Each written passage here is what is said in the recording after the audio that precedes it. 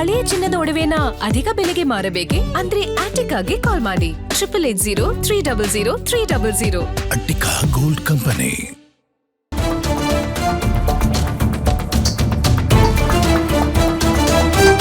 ನೋಡಿ, ಈಗ ವಿಧಾನಸೌಧ ತಲುಪಿದೆ ರಾಮಲಿಂಗಾರೆಡ್ಡಿ ಅವರ ರಾಜೀನಾಮೆ ಪತ್ರ ಅನ್ನುವಂಥದ್ದು ಗೊತ್ತಾಗ್ತಾ ಇದೆ. ರಾಮಲಿಂಗಾರೆಡ್ಡಿ ಮನವೊಲಿಕೆಗೆ ಡಿಕೆ ಶಿವಕುಮಾರ್ ಅವರು ಮುಂದಾಗಿದ್ದಾರೆ. ಮುಖ್ಯಮಂತ್ರಿಗಳು ನಿನ್ನೆಯಿಂದಲೂ ಕೂಡ ಸಾಕಷ್ಟು ಪ್ರಯತ್ನ ನಡೆಸ್ತಾ ಇದ್ದಾರೆ.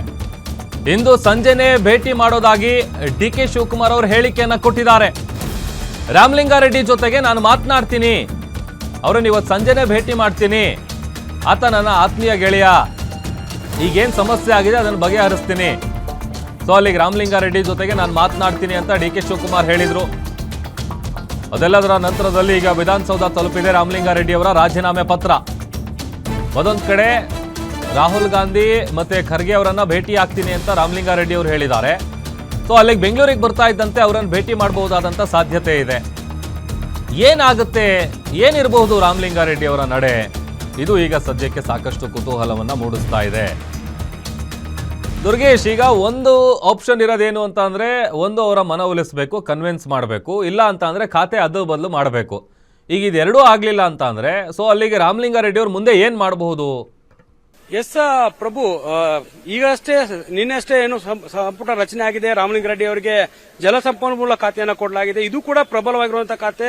ರಾಜ್ಯದಲ್ಲಿ ಜಲಸಂಪನ್ಮೂಲ ಇಲಾಖೆಗೆ ಬಜೆಟ್ನಲ್ಲಿ ಸಾಕಷ್ಟು ಅನುದಾನವನ್ನ ಇಡ್ತಾರೆ. ಹೀಗಾಗಿ ಇದು ಪ್ರಬಲ ಖಾತೆ ಆಗಿರೋದ್ರ ಜೊತೆಗೆ ಬೆಂಗಳೂರು ನಗರಾಭಿವೃದ್ಧಿಯನ್ನೇ ಕೊಡಿ ಅಂತ ಕೇಳ್ತಿರೋದು ರಾಮಲಿಂಗಾರೆಡ್ಡಿ ಅವರ ವಾದ. ಯಾಕಂದ್ರೆ ರಾಮಲಿಂಗಾರೆಡ್ಡಿ ಅವರು ಇಲ್ಲಿ 8 ಬಾರಿ ಶಾಸಕರಾಗಿದ್ದಾರೆ, ಜೊತೆಗೆ ಬೆಂಗಳೂರಿನಲ್ಲಿ ಸಾಕಷ್ಟು ಅಭಿವೃದ್ಧಿ ಕೆಲಸಗಳನ್ನು ಮಾಡಿದ್ದಾರೆ ಮತ್ತು ಡಿ ಕೆ ಶಿವಕುಮಾರ್ ನಂತರದ ವ್ಯಕ್ತಿ ಅಂದ್ರೆ ರಾಮಲಿಂಗಾರೆಡ್ಡಿ. ಹೀಗಾಗಿ ಯಾವ ಖಾತೆಯನ್ನು ಕೊಟ್ಟರು ಕೂಡ ಸಾಕಷ್ಟು ಅಸಮಾಧಾನಗಳು ಎಲ್ಲವೂ ಕೂಡ ಇದ್ದೇ ಇರುತ್ತೆ. ಆದ್ರೆ ಡಿ ಕೆ ಶಿವಕುಮಾರ್ ಅವರು ಮಾತು ಕೊಟ್ಟಿದ್ರು, ಆ ಮಾತಿನಂತೆ ನಡೆದುಕೊಳ್ತಿಲ್ಲ ಅನ್ನುವಂಥದ್ದು ರಾಮಲಿಂಗಾರೆಡ್ಡಿ ಅವರ ವಾದ. ಯಾಕಂದ್ರೆ 2023ರಲ್ಲಿ ಅಧಿಕಾರ ಹಂಚಿಕೆ ಸಂಪುಟ ರಚನೆ ಆಗುವಂತಹ ಸಂದರ್ಭದಲ್ಲಿ ಡಿ ಕೆ ಶಿವಕುಮಾರ್ ಅವರೇ 1 ವರ್ಷ ಆದ್ಮೇಲೆ ನಾನು ನಿಮಗೆ ಬೆಂಗಳೂರು ಅಭಿವೃದ್ಧಿ ಖಾತೆಯನ್ನು ಬಿಟ್ಟುಕೊಡ್ತೀನಿ ಅಂತ ಮಾತನ್ನು ಹೇಳಿದ್ರು. ಅದರ ಜೊತೆಗೆ ನೀವು ಸದ್ಯಕ್ಕೆ ರಾಮನಗರದ ಉಸ್ತುವಾರಿಯಾಗಿ ನೇಮಕ ಆಗಿ ಅನ್ನುವಂತ ಮಾತನ್ನು ಕೂಡ ಹೇಳಿದ್ರು.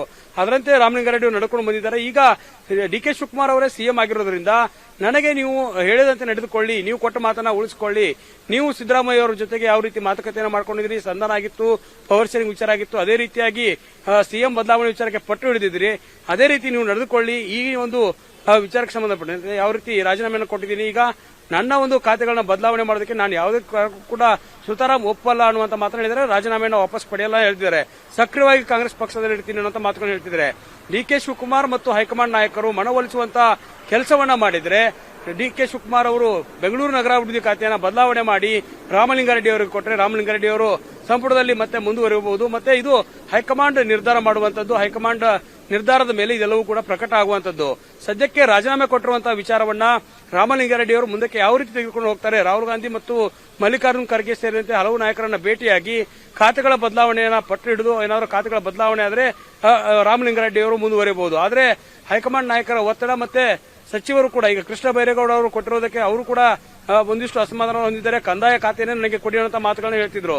ಹೀಗಾಗಿ ಅವರಿಗೆ ಕಂದಾಯ ಖಾತೆಯನ್ನ ಬದಲಾವಣೆ ಮಾಡಿ ಬೆಂಗಳೂರು ನಗರಾಭಿವೃದ್ಧಿ ಕೊಟ್ಟಿದ್ದಾರೆ. ಹೀಗಾಗಿ ಕೃಷ್ಣ ಬೈರೇಗೌಡರು ಒಪ್ಪಿಕೊಂಡ ನಂತರ ಕೂಡ ರಾಮಲಿಂಗಾರೆಡ್ಡಿ ಅವರು ಇಷ್ಟೆಲ್ಲ ಗಲಾಟೆಗಳಾದ ಮೇಲೆ ರಾಜೀನಾಮೆ ಕೊಟ್ಟ ಮೇಲೆ ಪಕ್ಷಕ್ಕೆ ಒಂದಿಷ್ಟು ಮುಜುಗರ ಆಗುತ್ತೆ. ಹೀಗಾಗಿ ಇದೆಲ್ಲವನ್ನೂ ಕೂಡ ಸರಿದೂಗಿಸಬೇಕನ್ನೋ ನಿಟ್ಟಿನಲ್ಲಿ ಡಿ ಕೆ ಶಿವಕುಮಾರ್ ಏನಾದರೂ ಮನವೊಲಿಸುವಂತ ಕೆಲಸವನ್ನ ಮಾಡ್ತಾರೆ ಅನ್ನೋದನ್ನ ಕಾದು ನೋಡಬೇಕಾಗುತ್ತೆ. ಪ್ರಭು, ಓಕೆ, ಥ್ಯಾಂಕ್ ಯು ದುರ್ಗೇಶ್ ನಿಮ್ಮೆಲ್ಲ ಡೀಟೇಲ್ಸ್ಗಾಗಿ.